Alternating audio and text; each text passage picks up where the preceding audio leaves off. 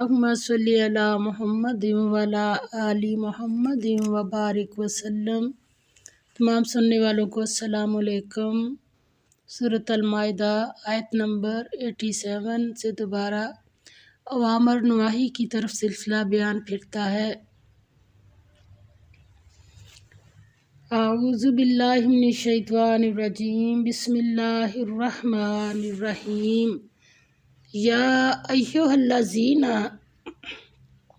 ए लोगो जो आमनु ईमान लाए हो, ला तुहर्रिमु मत हराम करो, तय्यिबाती पाकीज़ा चीज़ें, मा अहल्ला जो हलाल की हैं, अल्लाहु अल्लाह ने, लकुम तुम्हारे लिए, फला और न तअतदू हद से बढ़ो, इन्नल्लाह बेशक अल्लाह, ला युहिब्बु नहीं पसंद करता, अल मुअतदीन हद से बढ़ने वालों को।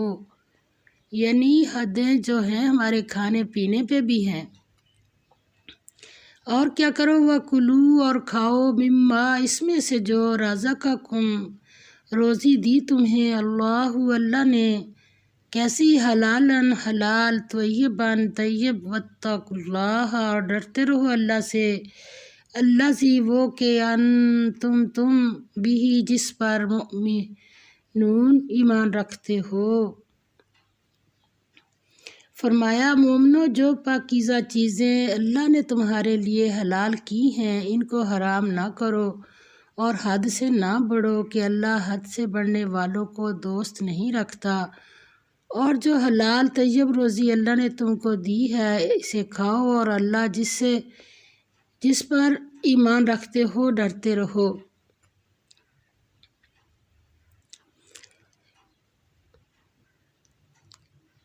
पैरवाने मज़ाहब आलम की बहुत बड़ी गुमराही ये रही है कि उन्होंने ज़िंदगी को अफरात व तफरीत में मुब्तला किया। अल्लाह का कुर्ब हासिल करने के लिए तर्क दुनिया को ज़रिया बनाया। चनाचे ईसाइयों ने अंबिया कराम की तालीमात से हटकर रहबानियत का तरीका निकाला। वो इसमें इस हद तक मुब्तला हुए कि तमाम जायज़ लज़्ज़तें और राहतें अपने ऊपर हराम कर ली। चूँकि गुज़श्ता रुकू में ईसाइयों और राहबों की नरम दिली और इनकिसारी की तारीफ़ हुई थी, लिहाजा यहाँ ये अमर ज़रूरी हुआ कि इनकी इस गुमराही का ज़िक्र कर दिया जाए। चनाचे फरमाया, जो अच्छी चीज़ें अल्लाह ने इंसानों पर हलाल कर दी हैं, इनको और जायज़ लज़्ज़तों और राहतों को अपने ऊपर हराम ना करो।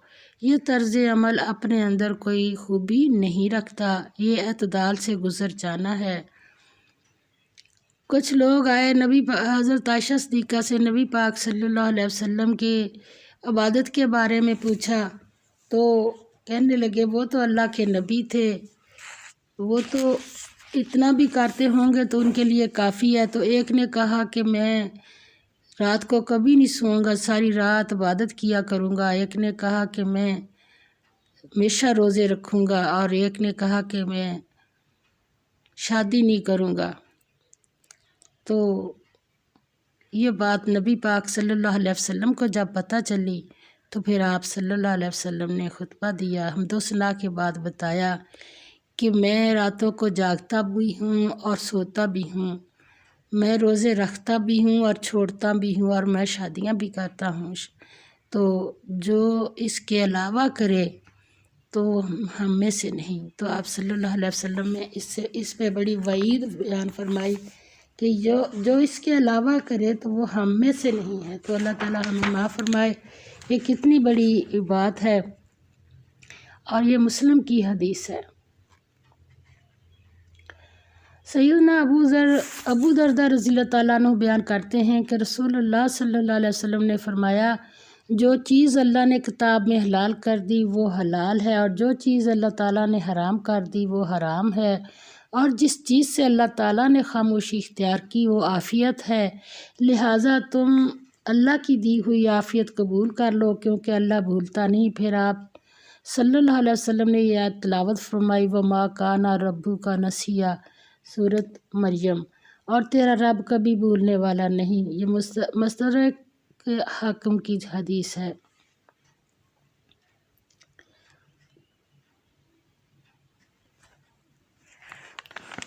آگے فرمایا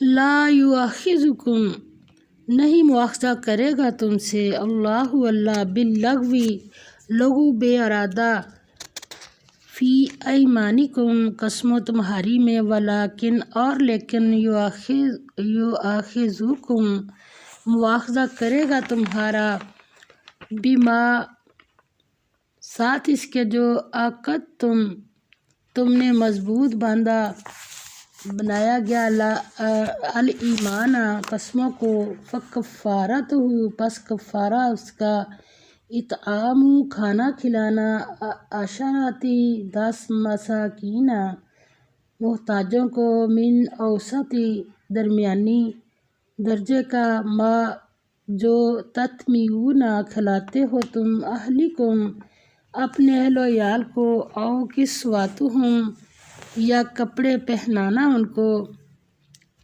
او یا تحریر آزاد کرنا رقبۃ ایک گردن غلام فمن پس جو لم نہ یجد پائے فصیام پس روزے رکھے ثلاثتی 3 ایام 10 دن کے ذالک یہ کفارہ ایمانکم قسموں تمہاری کا اذا جب حلفتم قسم کھا لو تم واحفظوا اور حفاظت کرو ایمانکم قسموں اپنی کی کذالک اسی طرح یبین بیان کرتا ہے اللہ لکم تمہارے لیے آیاتی ہی نشانیاں اپنی لعلکم تاکہ تم تشکرون شکر کرو۔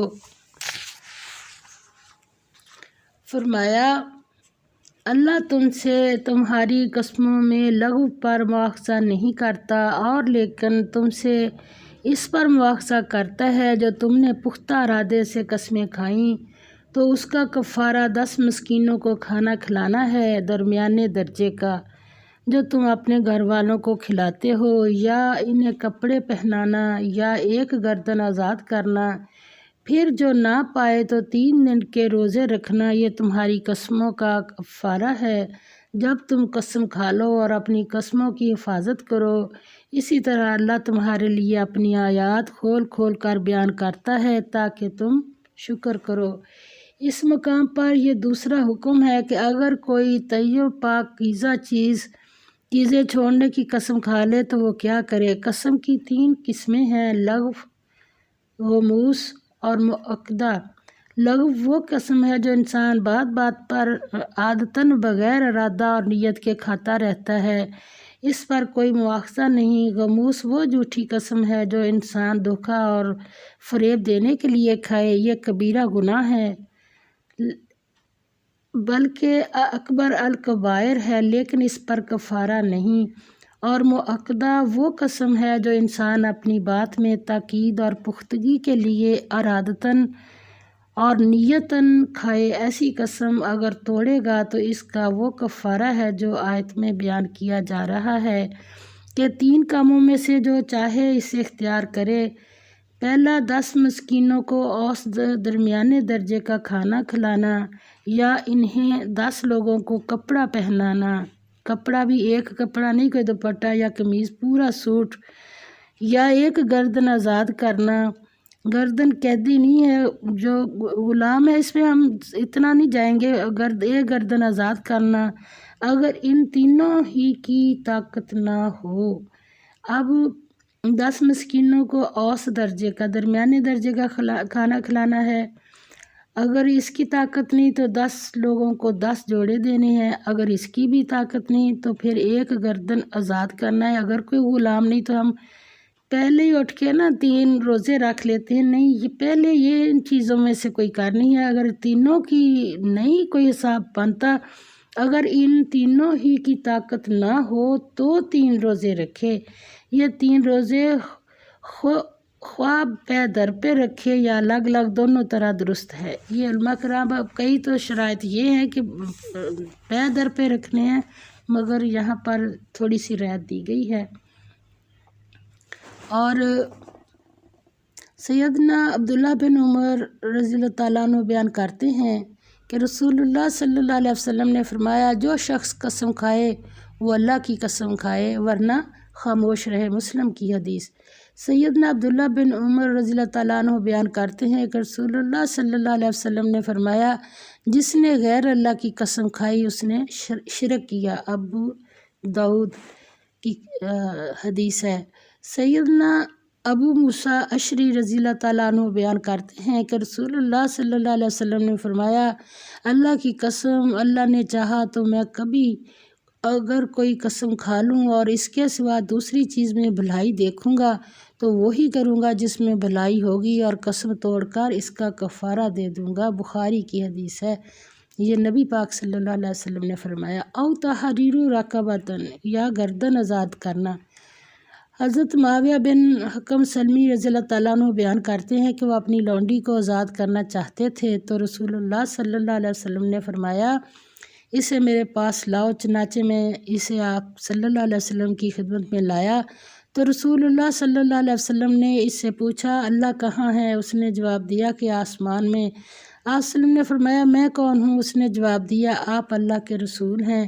آپ صلی اللہ علیہ وسلم نے فرمایا اسے آزاد کر دیجئے، مومنہ ہے، مسلم کی حدیث۔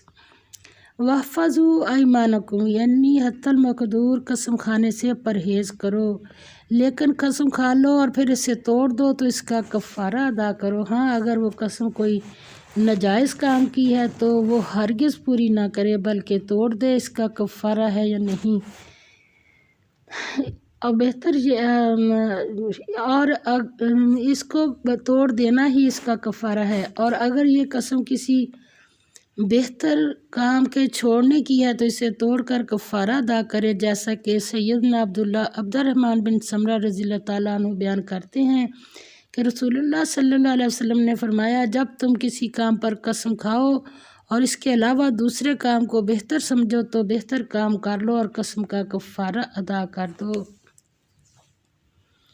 سیدنا ابو ہریرہ رضی اللہ تعالیٰ عنہ بیان کرتے ہیں کہ رسول اللہ صلی اللہ علیہ وسلم نے فرمایا نہ اپنے باپوں کی قسم کھاؤ، نہ اپنی ماؤں کی قسم کھاؤ اور نہ اپنے شریکوں کی قسم کھاؤ، اللہ کے علاوہ کسی کی قسم نہ کھاؤ اور اللہ کی قسم بھی نہ کھاؤ مگر اس حال میں کہ تم سچے ہو، ابو داؤد کی حدیث ہے۔ سیدنا عبداللہ بن عمر رضی اللہ تعالیٰ عنہ بیان کرتے ہیں کہ رسول اللہ صلی اللہ علیہ وسلم نے فرمایا کبیرہ گناہ یہ ہیں اللہ کے ساتھ شرک کرنا، ماں باپ کی نافرمانی کرنا، کسی شخص کو قتل کرنا اور جھوٹی قسم کھانا، بخاری کی حدیث ہے۔ آگے فرمایا یا ایھا الذین آمنوا، یہ 16 بار آیا اس سورۃ المائدہ میں، دیکھیں بار بار آ رہا ہے، ایمان والوں سے بات ہو رہی ہے۔ یا ایھا الذین آمنوا، اے لوگو جو ایمان لائے ہو، انما اس کے سوا کچھ نہیں کہ الخمر شراب والمیسر اور جوا والانصاب اور بت والازلام اور پانسے رجسن ناپاک ہے، من عملی اعمال سے، الشیطانی شیطان، فاجتنبوہ پس بچتے رہو ان سے، لعلکم تاکہ تم تفلحون نجات پاؤ۔ انما اس کے سوا کچھ نہیں کہ یرید چاہتا ہے الشیطان شیطان ان یوقع یہ کہ ڈالے بینکم درمیان تمہارے العداوت دشمنی،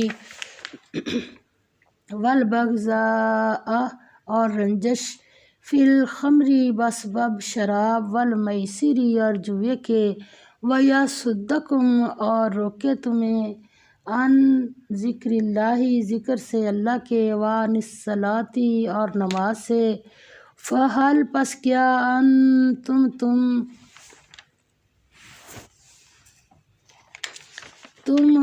منتہون باز رہنے والے ہو، واطیعوا اللہ اور فرمان برداری کرو اللہ کی، واطیعوا اور اطاعت کرو الرسول رسول کی، واحذروا اور ڈرتے رہو، فإن پس اگر تولیتم پھر جاؤ تم فعلموا تو جان لو انما اس کے سوا کچھ نہیں کہ علی رسولنا پیغمبر ہمارے پر البلاغ پہنچا دینا المبین کھول کر۔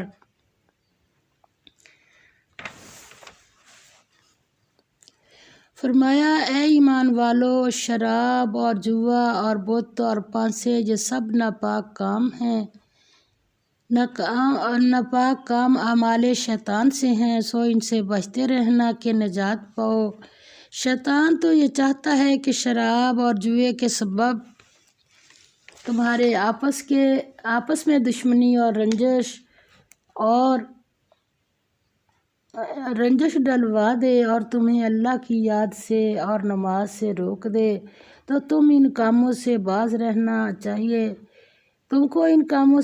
رہنا چاہیے اور اللہ کی فرمانبرداری اور رسول اللہ صلی اللہ علیہ وسلم کی اطاعت کرتے رہو اور ڈرتے رہو۔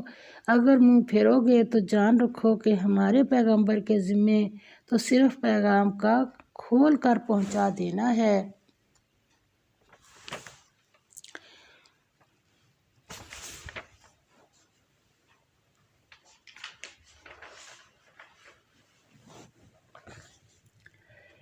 اس آیت میں اللہ تعالیٰ نے شراب سے بچنے کا حکم دیا، لہٰذا شراب حرام ہے۔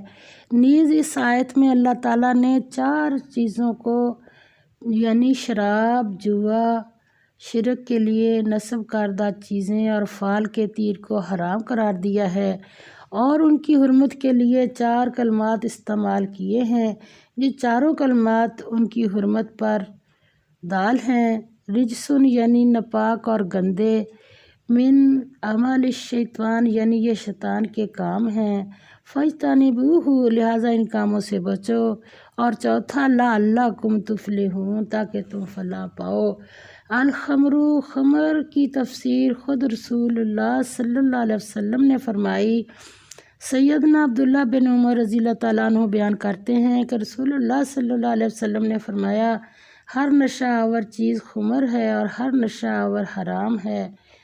سیدنا ابو سعید خدری رضی اللہ تعالیٰ عنہ بیان کرتے ہیں کہ رسول اللہ صلی اللہ علیہ وسلم نے فرمایا، اللہ نے شراب حرام کر دی ہے، لہٰذا جس شخص تک یہ حکم پہنچ جائے اس کے پاس شراب موجود ہو تو وہ اسے نہ پیے اور نہ اسے فروخت کرے۔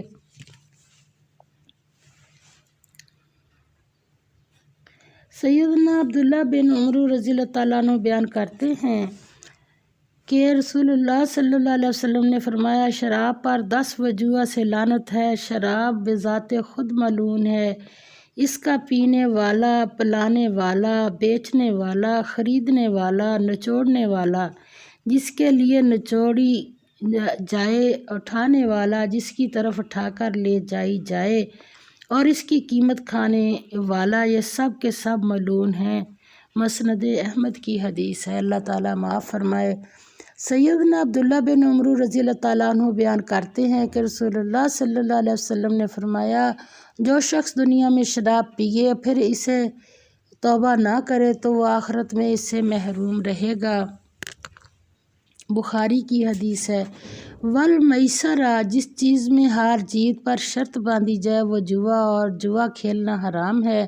اگر کوئی اپنے ساتھی سے کہے کہ آؤ جوا کھیلنا تو اس کے کفارہ کے لیے کچھ صدقہ دے۔ سیدنا ابو ہریرہ رضی اللہ تعالیٰ عنہ بیان کرتے ہیں کہ رسول اللہ صلی اللہ علیہ وسلم نے فرمایا، جو شخص اپنے ساتھی سے کہے کہ آؤ میں تمہارے ساتھ جوا کھیلوں تو اسے چاہیے کہ صدقہ کرے۔ بخاری کی حدیث ہے۔ والانصاب، غیر اللہ کے آستانوں پر قربانی کرنا، نظر و نیاز کرنا اور منتیں ماننا، یہ سب شرک ہیں۔ اور ایک مشہور حدیث ہے، سیدنا ثابت بن ضحاک رضی اللہ تعالیٰ عنہ بیان کرتے ہیں کہ رسول اللہ صلی اللہ علیہ وسلم کے دور میں ایک شخص نے نظر مانی کہ وہ مقام بوانا پر ایک اونٹ ذبح کرے گا۔ پھر وہ نبی صلی اللہ علیہ وسلم کے پاس آیا اور کہا، بے شک میں نے بوانا میں اونٹ ذبح کرنے کی نظر مانی ہے۔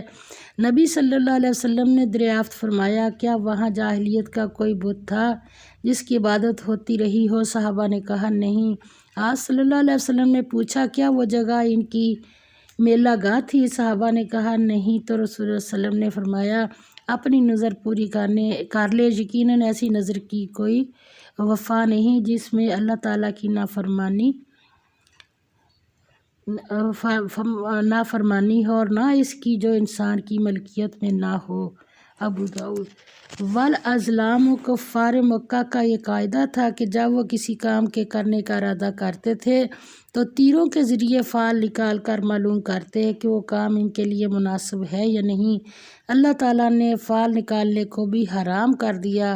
فال سے آئندہ کی خبریں معلوم کرنا صرف وہم ہے، حقیقت کچھ نہیں۔ آئندہ کی خبریں صرف اللہ تعالیٰ ہی جانتا ہے اور کوئی نہیں جان سکتا۔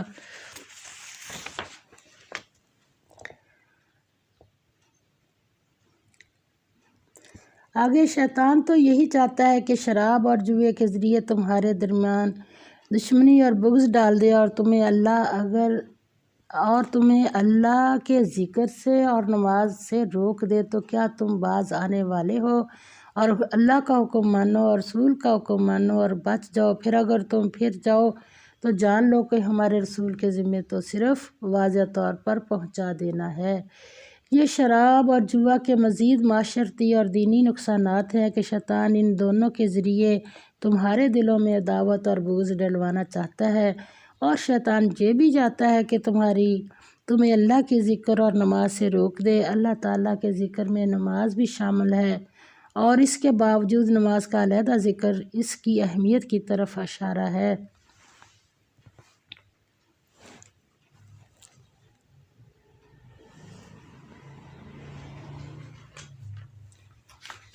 آگے فرمایا،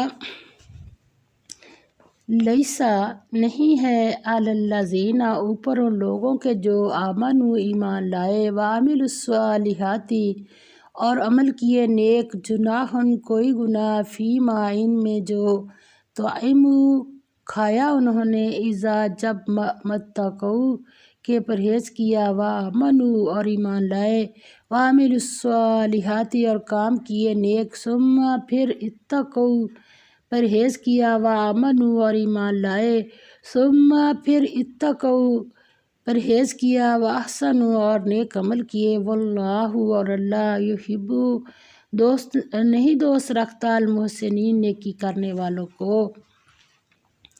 فرمایا، ان لوگوں پر جو ایمان لائے اور انہوں نے نیک اعمال کیے، اس چیز میں کوئی گناہ نہیں جو وہ کھا چکے، جب کہ وہ متقی بنے اور ایمان لائے، اور انہوں نے نیک اعمال کیے، پھر وہ متقی بنے اور ایمان لائے، پھر وہ متقی بنے اور انہوں نے نیکی کی، اور اللہ نیکی کرنے والوں سے محبت کرتا ہے۔ حرمت شراب کے بعد بعض صحابہ کے ذہن میں یہ بات آئی کہ ہمارے کئی ساتھی جنگوں میں شہید یا ویسے ہی فوت ہو گئے جبکہ وہ شراب پیتے رہے ہیں، تو اس آیت میں اس شبہ کا ازالہ کر دیا گیا کہ ان کا خاتمہ ایمان و تقوی ہی پر ہوا ہے، کیونکہ شراب اس وقت تک حرام نہیں ہوئی تھی۔ سیدنا انس بن رضی اللہ تعالیٰ عنہ بیان کرتے ہیں، جس دن شراب کی حرمت کا حکم ہوا، میں ابو طلحہ رضی اللہ تعالیٰ عنہ کے گھر میں ساقی کے فرائض انجام دے رہا تھا، اور ان دنوں کچی پکی کھجوروں کی شراب استعمال ہوا کرتی تھی۔ رسول اللہ صلی اللہ علیہ وسلم کے حکم سے ایک شخص اعلان کر رہا تھا کہ شراب کو حرام قرار دے دیا گیا۔ ابو طلحہ نے مجھ سے کہا کہ جاؤ اس شراب کو بہا دو، چنانچہ میں نے اسے بہا دیا اور مدینہ کی گلیوں میں شراب بہنے لگی۔ بعض لوگوں نے کہا کہ فلاں فلاں اشخاص جو فوت ہو گئے ہیں ان کے پیٹوں میں تو شراب تھی، سو اس کے جواب میں اللہ تعالیٰ نے یہ آیت نازل فرمائی، ان لوگوں پر جو ایمان لائے اور انہوں نے نیک اعمال کیے، اس چیز میں کوئی گناہ نہیں جو وہ کھا چکے۔ بخاری کی حدیث ہے۔ اللہ تعالیٰ ہمیں صحیح پڑھ کر صحیح عمل کی توفیق عطا فرمائے۔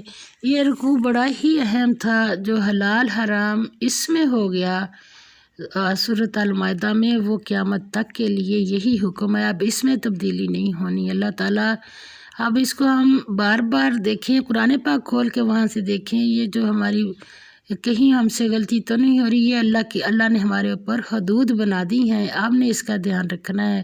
اللہ مجھے بھی اور آپ سب کو جو بھی سننے والے ہیں اس پر پورا عمل کرنے کی توفیق عطا فرما دے۔ وآخر دعوانا ان الحمد للہ رب العالمین۔